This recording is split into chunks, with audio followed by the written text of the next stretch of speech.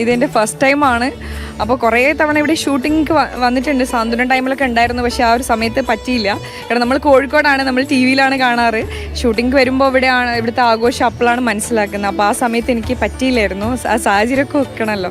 അപ്പോൾ ഇത്തവണ ഞാനിവിടെ ഷൂട്ടിന് വന്നതാണ്. അപ്പോൾ ഞാൻ അപ്ലൈ വ്രതം എടുത്തു, 7 ദിവസം വ്രതം എടുത്തു. അപ്പോൾ എനിക്ക് അതിനിടയിൽ ഒരു പനി വന്നു, കൗണ്ടൊക്കെ കുറവായിരുന്നു. അപ്പം എന്നാലും എനിക്കൊരു പേടിയുണ്ടായിരുന്നു, കാരണം ഇവിടെ ഉണ്ടായിട്ട് എനിക്ക് ഇടാൻ പറ്റില്ല, ഒരു സങ്കടം ഉണ്ടായിരുന്നു. പക്ഷേ ഭാഗ്യത്തിന് എനിക്ക് ഹെൽത്ത് ബെറ്ററായി, എനിക്ക് ഇടാൻ പറ്റി. വലിയൊരു എക്സ്പീരിയൻസ്, ഭയങ്കര സന്തോഷം.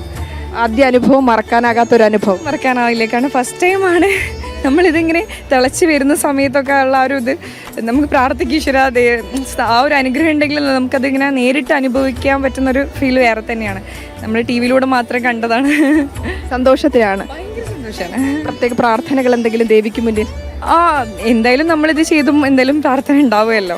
അപ്പം ഒരു തവണയെങ്കിലും ഇടണമെന്ന് വലിയ ആഗ്രഹമായിരുന്നു. ചിപ്പി ചേച്ചി എപ്പോഴും നമ്മുടെ ഷൂട്ടിനിടയിലൊക്കെ മുടങ്ങാതെ ഇടുന്നതാണ്. അപ്പോൾ ചേച്ചി ഇങ്ങനെ പറയാറുണ്ട് ഇടേണ്ട, ആ സമയത്തൊന്നും പറ്റാറില്ല. അപ്പോൾ ഇന്ന് ചേച്ചീനെ എൻ്റെ അടുത്ത് പറഞ്ഞു, ഞാൻ ചേച്ചീനെ ഞെട്ടിയിട്ടുണ്ടാവും. കാരണം ഈ ഒരു കറക്റ്റ് സമയത്ത് ഇവിടെ എത്താൻ പറ്റി. കാരണം ആ ഒരു പ്രൊജക്റ്റ് ഇവിടെ വർക്ക് നടക്കുന്നതുകൊണ്ട് എനിക്കിവിടെ കറക്റ്റ് സമയത്ത് നിൽക്കാനും പറ്റി.